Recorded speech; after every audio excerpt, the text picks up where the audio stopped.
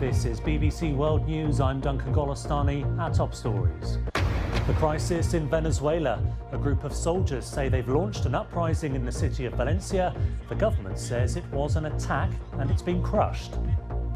After the UN votes for new sanctions, China urges North Korea to get smart and stop its nuclear missile tests. The Qatar-based news network Al Jazeera is to be barred from Israel and its Jerusalem bureau closed. And he may be world champion, but there's no love from the crowd in London. Now Justin Gatlin's medal ceremony for the 100 metres has been rescheduled.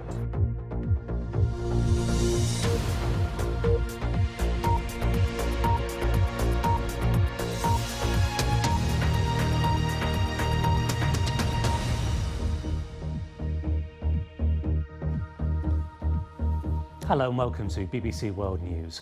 Venezuelan authorities say they foiled an attack on an army base in the country's third largest city, Valencia. Video released on social media appeared to show a group of men in military uniform saying they were launching an uprising to restore democracy in the country.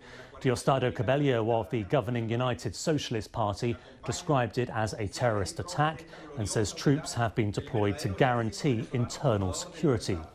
Earlier, opposition leader Leopoldo Lopez was put back under house arrest after being released from prison.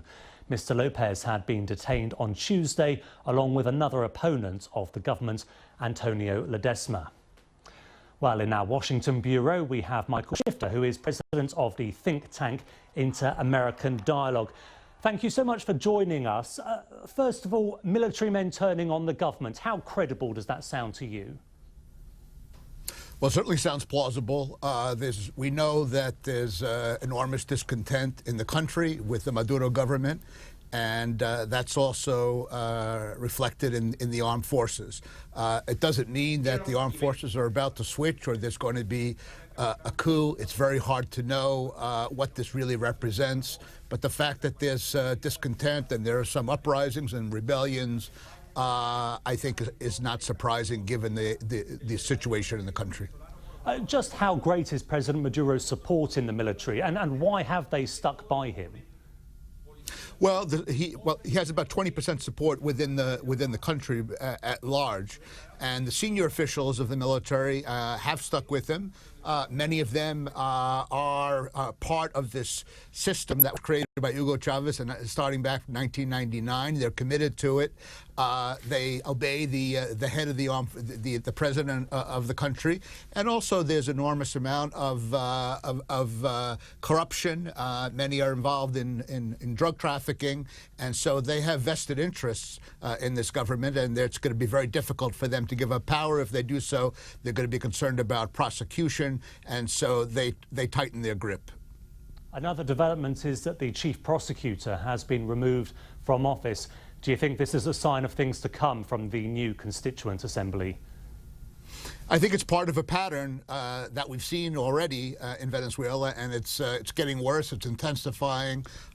Any potential defiance or dissent to the Maduro government is going to be quashed. There's a crackdown.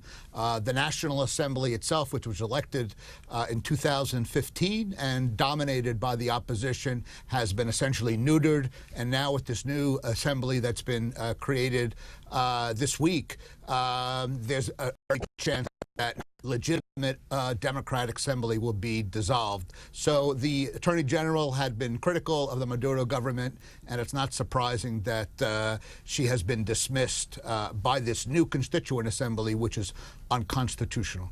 Okay, Michael Shifter in Washington, thank you very much for joining us.